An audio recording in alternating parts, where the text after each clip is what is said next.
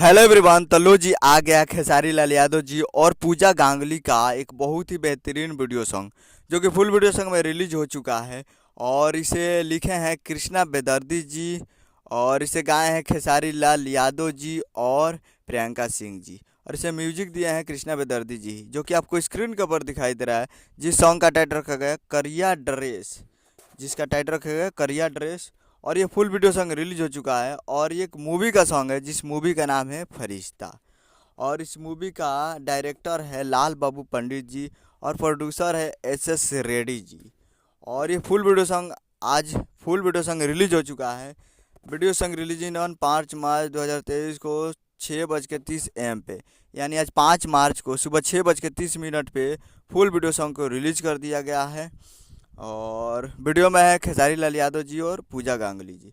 तो आप लोग अभी तक इस वीडियो को नहीं देखे हैं, आज 5 तारीख को सुबह 6:30 पे रिलीज हो चुका है। तो आप लोग जाइए और जाकर web music Bhojpuri YouTube channel पे फुल वीडियो सॉन्ग आप जाकर देख सकते हैं। उम्मीद कर रहा हूँ कि वीडियो अच्छा लगा होता है। चैनल को सब्सक्राइब बेल आइकन प्रेस करिए ताकि ऐसे खेसारी लाल यादव जी के लेटेस्ट न्यूज लाते रहें। और वीडियो को एक लाइक कीजिए। मिलते हैं अगले वीडियो में, तब तक के लिए जय हिंद जय भोजपुरी।